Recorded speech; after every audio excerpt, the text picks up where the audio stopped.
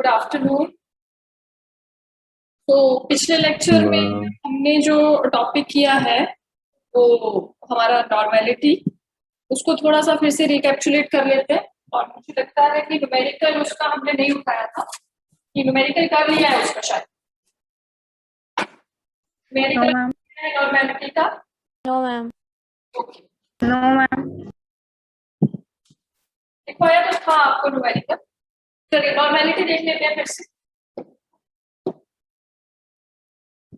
Normality हमारे पास क्या था, कैपिटल एन से डिनोट करते थे, and it is the number of gram equivalents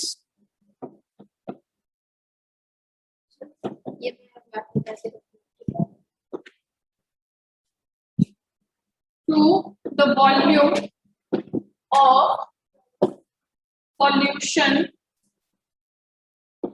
in liter। ये हमारे पास नॉर्मेलिटी का क्या था, फॉर्मूला था, जिसमें हम कह रहे थे कि normality is what, it is the number of gram equivalents to the volume of solution in litres. यहां से पहले हम यूनिट्स देख लेते हैं। आज यूनिट्स आ जाएंगे आपके पास नॉर्मेलिटी के, दैट इज ग्राम इक्विवेलेंट पर लीटर। आपके पास नॉर्मेलिटी के यूनिट्स आ जाएंगे ग्राम पर ग्राम इक्विवेलेंट पर लीटर। उसके बाद हमने ये सीखा था कि ग्राम इक्विवेलेंट्स कैसे निकालते हैं। ग्राम इक्विवेलेंट्स क्या होते हैं भाई? ग्राम इक्विवेलेंट्स हमारे पास होते हैं weight of solute to the equivalent weight of solute. Solute का कितना वेट है उसको डिवाइड कर देते हैं किसके साथ, इक्विवेलेंट वेट के साथ। Now the next thing you have to calculate, you have to know that how to calculate the equivalent weight. So equivalent weight is what? It is molar mass divided by acidity और basicity और charge। जितना भी हमारे पास इसकी बात की थी हमने, सॉल्ट की बात की थी, जितना भी पॉजिटिव या नेगेटिव दोनों बराबर होते हैं, वो चार्ज कितना है, क्लियर है। अब मॉलिक्यूलर मास निकालना हम जान चुके हैं, how to calculate the molecular mass. Acidity और बेसिसिटी कैसे निकालते हैं? बेस के केस में acidity which is what, how many number of OH negative are released। Acid के केस में basicity, that how many H positive are released। and charge किसी भी सॉल्ट के ऊपर कितना चार्ज है, पॉजिटिव और नेगेटिव। साइन हम नहीं कंसीडर करेंगे, हमारे पास क्या है, ओनली जितना भी वो नंबर है, 2 है, 3 है, 4 है, 1 है, वो चार्ज की हम बात करेंगे वहां पे अगर हमें कोई सॉल्ट दे। क्लियर है। नाउ न्यूमेरिकल लिखिए, it is calculate the normality of solution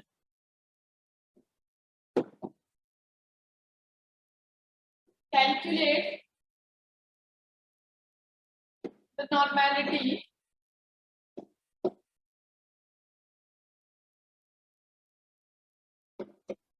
of solution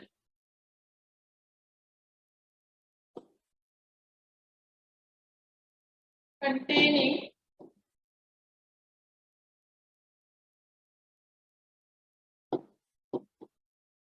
31.5 grams of hydrated oxalic acid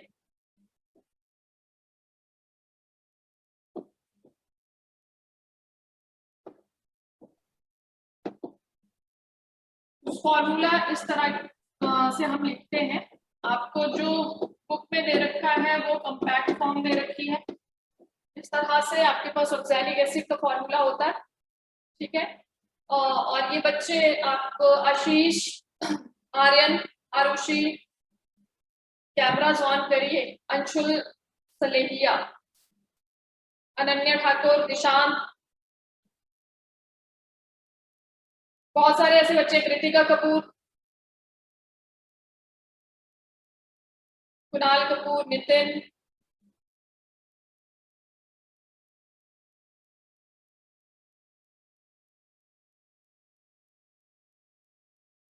oxalic acid hydrated form, hydrated का मतलब मैंने कल भी आपको बताया था कि hydrated is what which contains water, it has 2 water molecules over, 2 water के मॉलिक्यूल्स यहाँ पे लगे, अगर इसमें से वाटर निकल जाए तो उसको हम बोलते हैं anhydrous, that is what anhydrous, clear.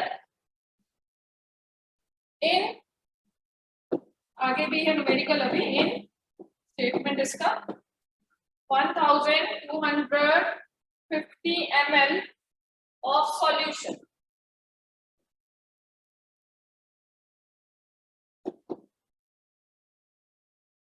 clear है, you have to calculate the normality of solution containing 31.5 grams of hydrated oxalic acid in 1250 ml of solution, volume दे रखा है आपके पास, वेट दे रखा है सॉल्यूट का, मॉलिक्यूलर मास आप निकाल सकते हैं, आपको मॉलिक्यूलर फॉर्मूला दे रखा, ठीक है, क्लियर है। Yes, ma'am. Yes, ma'am. Given देख लीजिए क्या क्या दे रखा है, आपको दे रखा है wait of solute, it is 31.5 gram, right. बाकी आपको दे रखा है volume of solution, it is 1250 ml, बाकी और तो कुछ नहीं दे रखा है, हम खुद कैलकुलेट करेंगे। Molar mass of oxalic acid, it is 126, calculate करके आ जाता है 126, एक बार फिर से देख लेंगे, देखो COOH,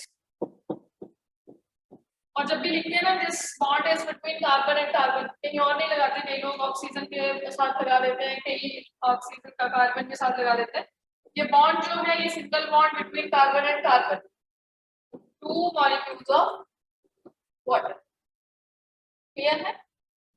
कितने कार्बन, 1 और 2, 2 into 12, हाउ मेनी ऑक्सीजन, 1 2 3 4 5 और 6, मतलब 2 है ना, 6 आपके पास हाइड्रोजन सॉरी ऑक्सीजन है, प्लस हाइड्रोजन आपके पास कितने हैं, 1 2 2 2 4 4 और 2 6 6 into 1 कितना आ जाएगा 126, क्लियर है। टॉप इज ऑन 6, ठीक है, 120 और 6 126 आपके पास मॉलिक्यूलर मास आ गया। अब यहाँ पे हम क्या नॉर्मेलिटी निकालने वाले हैं, तो नॉर्मेलिटी निकालने के लिए वही हमारे पास फॉर्मूला लिख लेते हैं, और उससे पहले एक चीज यहीं पे क्लियर कर देती हूँ, बार बार नहीं लिखूंगी, कि यहाँ से ना 2 हाइड्रोजन के जो एटम्स हैं वो क्या हो जाते हैं, H पॉजिटिव की फॉर्म में निकल जाते हैं, 2 H positive are release by oxalic acid, clear है। तो इसका जो बेसिसिटी आएगा it comes out to be 2, इसकी बेसिसिटी क्या आ जाएगी आपके पास 2 आ जाएगी। आप इक्विवेलेंट मास निकालेंगे ना, then you have to divide that molar mass with its basis, clear. देखिए normality, number of gram equivalents divided by volume जो दे रखा है सॉल्यूशन का, अब आपको ml में दे रखा है, हमने लीटर में स्टैंडर्ड फॉर्म में लिया था अपना फॉर्मूला, उसको किससे मल्टीप्लाई करना पड़ेगा 1000 से, volume of solution in ml into 1000, right? The thing is what you have to calculate the number of gram equivalents, and number of gram equivalents is what, number of gram equivalents आपके पास क्या आ जाएंगे, it is weight of solute to what, equivalent weight,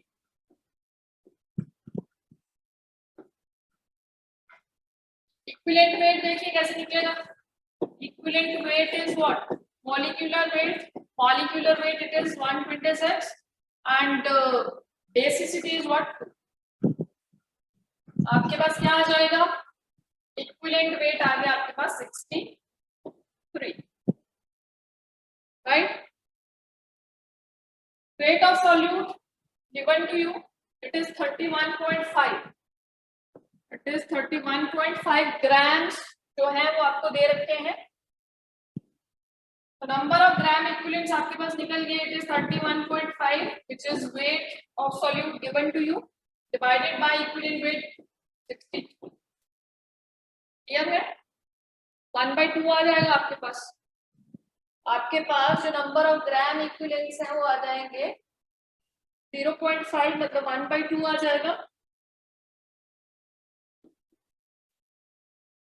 यहाँ रख दीजिए. It is normality is the number of gram equivalents आपने calculate कर लिए हैं 0.5. वॉल्यूम कितना है 1250 into this. कैलकुलेट करिए और बताइए आंसर कितना आएगा. समृद्धि मसान जल्दी करेंगे और बताएंगे मुझे.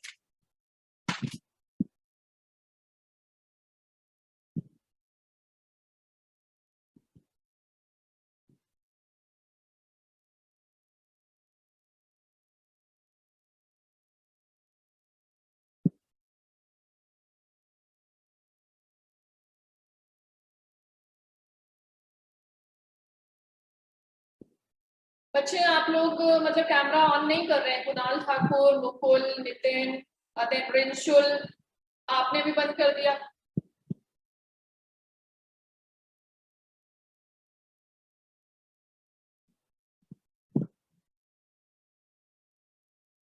मैम 2/5 और 0.4. कितना आ गया बेटा? 0.4. इट इज 0.4 नॉर्मल है ना. 0.4 एन भी लगा सकते हैं आप. एन इसको डिनोट करेगा, नॉर्मेलिटी को डिनोट करेगा, या फिर आप इसको ऐसे भी लिख सकते हैं जो इसके यूनिट्स होते हैं ग्राम इक्विवेलेंट पर लीटर. क्लियर है? तो यूनिट्स पता होने चाहिए. समटाइम्स क्या होता है कि न्यूमेरिकल पूछ लिया, उसमें टर्म्स दे दी हैं आपको और ये नहीं बताया है कि मोलैरिटी है, नॉर्मेलिटी है, मोलैलिटी है, क्या है. आपको यूनिट से भी पता करना आना चाहिए कि हमारे पास कौन सी टर्म है. नॉर्मल सॉल्यूशन है या फिर हमारे पास मोलर सॉल्यूशन है या फिर मोलर सॉल्यूशन. तो यूनिट से भी पता चल जाता है कि किस तरह का सॉल्यूशन है, नॉर्मल है, मोलर है. अगर यहाँ पे मोल पर लीटर लिखा होता तो मुझे पता चल जाता क्या है, मोलर सॉल्यूशन है. अगर यहाँ पे लिखा होता मोल पर केजी तब भी मुझे पता चल जाता कि कौन सा सॉल्यूशन है, मोलर सॉल्यूशन. क्लियर है? तो चलिए आगे हम एक और टर्म है हमारे पास मोल फ्रैक्शन, वो करेंगे. वहां से भी न्यूमेरिकल्स क्लास 11th में कभी कभी पूछ लेता है आपको, बट +2 के लिए वो बहुत ज्यादा इंपॉर्टेंट टॉपिक है आपके पास, मोल फ्रैक्शन.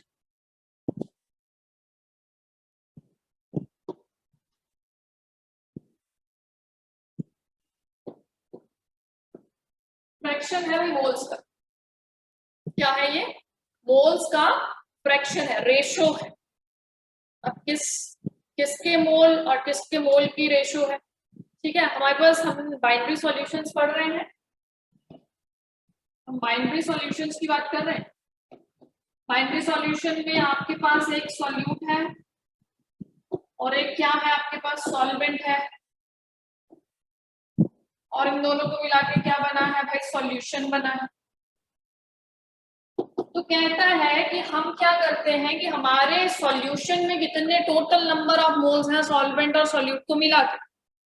अब हमने फ्रैक्शन जानना है कि सॉल्यूट के कितने नंबर ऑफ उसमें मोल्स हैं और कितने नंबर ऑफ मोल्स सॉल्वेंट के हैं. तो हम क्या करते हैं, उस पर्टिकुलर जो हमारे पास, मान लीजिए हमको सॉल्यूट के मोल फ्रैक्शन पता करने हैं, तो हम क्या करते हैं, सॉल्यूट के number of moles divided by total. Clear है?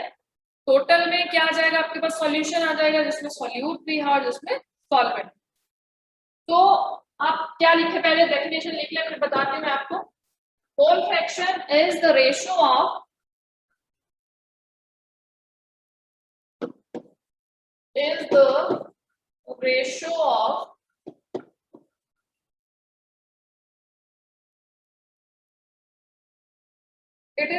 of the number of moles of one component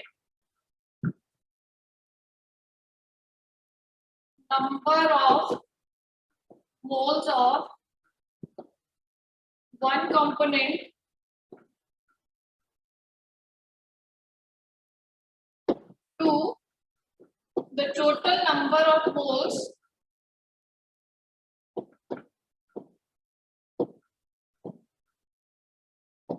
of solution.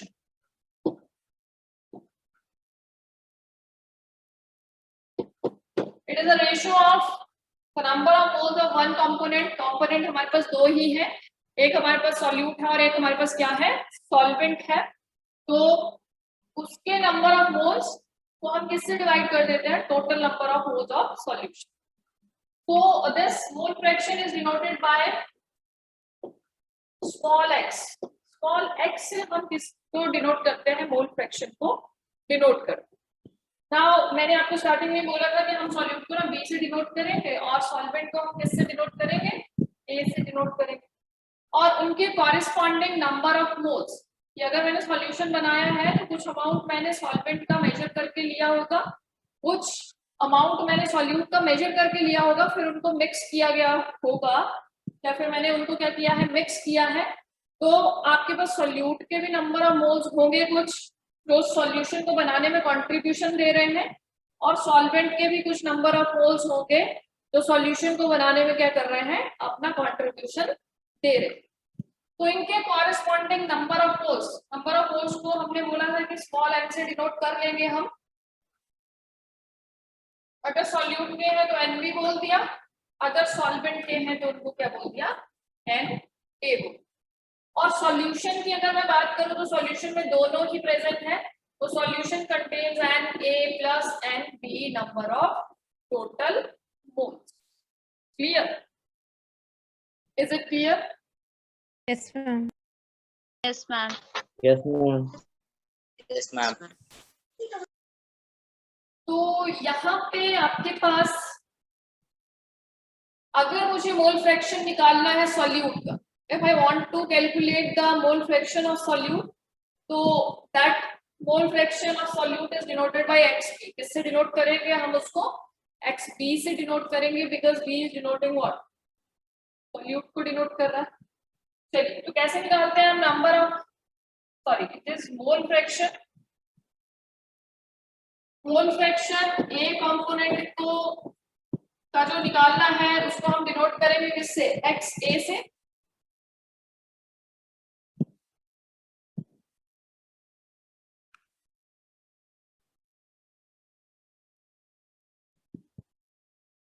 और जो मोल फ्रैक्शन सॉल्यूट का है उसको हम डिनोट करेंगे किससे, XB.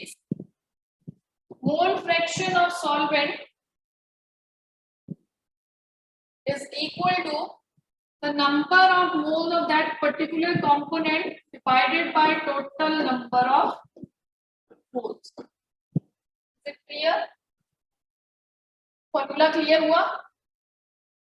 Yes, ma'am. Yes, ma'am. Yes, ma'am. जिसका मोल फ्रैक्शन निकालना है उसी के नंबर ऑफ मोल्स आप ऊपर रखेंगे, और डिवाइड तो आपको किससे करना पड़ेगा, टोटल से ही करना पड़ेगा. Similarly, if you want to calculate the mole fraction for solute, then it is what, it is NB upon NA plus NB. Clear है? अगर मैं इसको 1 कहूँ, इसको मैं 2 कहूँ, तो आप यहां से एक इसकी मोल फ्रैक्शन की प्रॉपर्टी है कि जो हमारे पास जितने भी कंपोनेंट होंगे, यहाँ पे हम सिर्फ 2 कंपोनेंट की बात कर रहे हैं, ए और बी की, तो उनका जब हम मोल फ्रैक्शन निकालेंगे और उनको सम अप करेंगे तो it always comes out to be 1. 1 के बराबर आएगा जब आप इक्वेशन 1 और 2 को ऐड कर देंगे.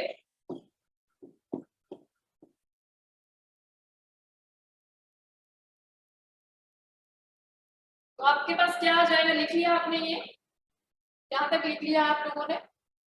Yes, Yes, ma'am. ma'am. Ma'am. तो हमारे पास देखिए क्या आएगा, it is equation 1। Left hand side में लेफ्ट हैंड साइड ऐड कर देंगे, राइट में राइट ऐड हो जाती, जानते हैं आप इस चीज को। इज इक्वल टू, यहाँ पे था n A upon n A plus n B plus n B upon n A plus n B. LCM ले लेंगे, डिनोमिनेटर एक जैसे है, ये आ जाएगा n A plus n B, है ना, एक ही जैसा है आपके पास, ये बराबर आ जाएगा 1 के बराबर आ जाएगा, राइट।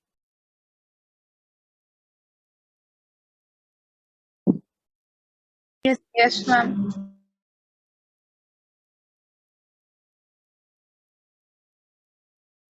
एक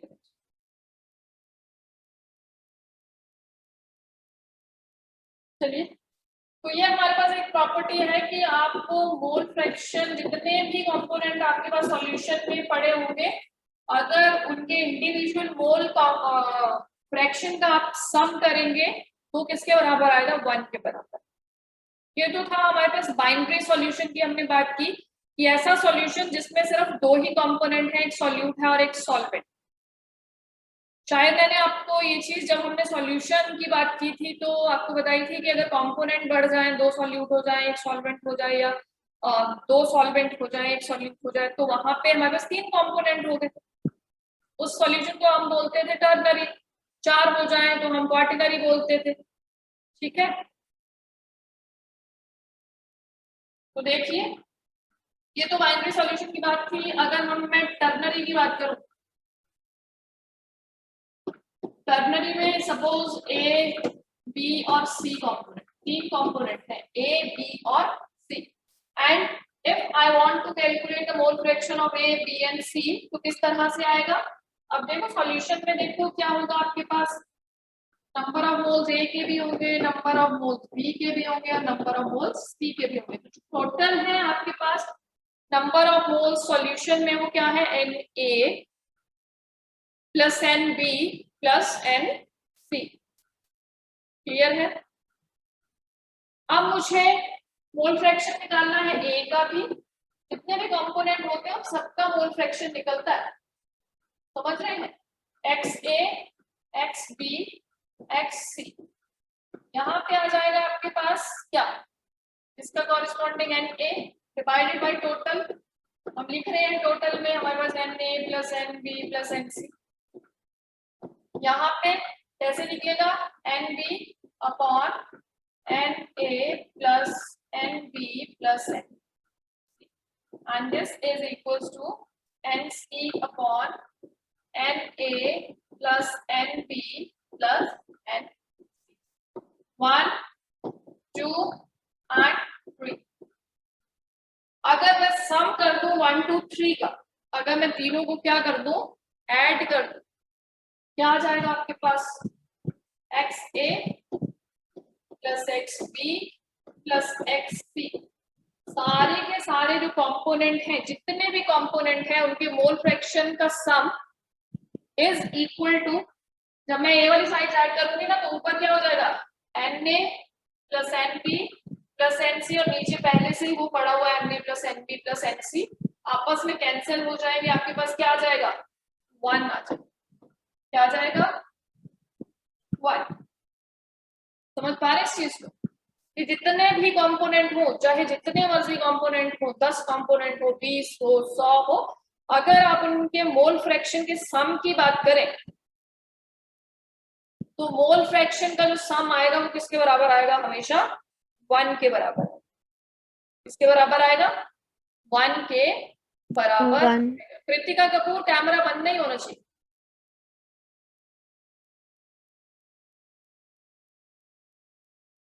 कुणाल ठाकुर कौन है,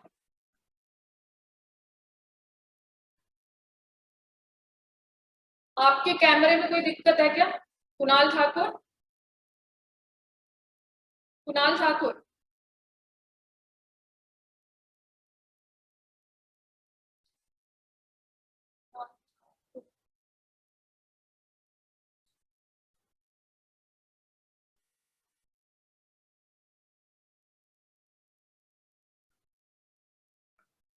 शिवांश, शिवांश,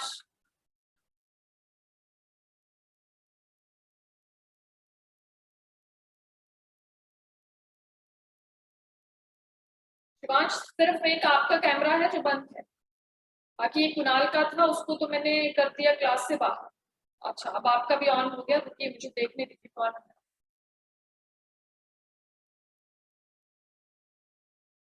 ये बंद क्यों था? अनम्यूट करें जरा अपने आप को।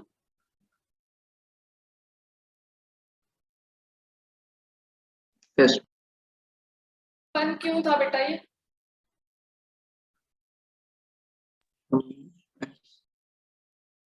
क्या कह रहे हैं? चलिए रहने दीजिए। अगर मैं 4 कंपोनेंट की बात करूं तो मेरे पास एक्स डी मैंने एक ऐड कर दिया, यहाँ पे भी आ जाता आपके पास n A plus n B plus n C plus n D नीचे, समझ रहे हैं? और एक और टर्म आ जाती है दैट इज एक्स डी, जो किसके बराबर होती है? N D upon n A plus n B plus n C plus n D. Clear है? तो इस प्रॉपर्टी को याद रखेंगे कि मोल फ्रैक्शन, जितने भी कंपोनेंट्स हैं उनका मोल फ्रैक्शन क्या? 1 के बराबर उनका सम। क्लियर है? Yes, ma'am. Yes, ma'am. Yes, ma'am. Okay. Yes, ma'am. तो अभी हम जो करेंगे वो बाइनरी की बात करेंगे, बट एक थोड़ा सा आइडिया देने के लिए कि जितने भी कंपोनेंट्स हो उनका सम टोटल, उनके मोल फ्रैक्शन का सम जो है वो 1 के बराबर आता है, इसलिए मैंने आपको थर्ड कंपोनेंट के साथ भी ये चीज करवाई। बट हम जो यहाँ पे पढ़ते हैं वो ये पढ़ते हैं बाइनरी सॉल्यूशन, जिसमें 2 ही कंपोनेंट है 1 के बराबर। अगर एक का मोल फ्रैक्शन पता हो तो दूसरे का निकाल सकते हैं ना आप लोग। अगर मुझे एक्स ए की वैल्यू पता है तो I can calculate the value of x B, कर सकते हैं ना? मान लीजिए आपके पास x A mole fraction of component A 1 है, तो मेरे पास एक्स बी की वैल्यू भी निकल जाएगी और वो किसके बराबर आ जाएगी भाई? 0 के बराबर आ जाएगी। ठीक है, होगा ऐसा? Yes, Yes, ma'am. ma'am. Yes, ma'am. तो अगर एक भी कंपोनेंट का आपको पता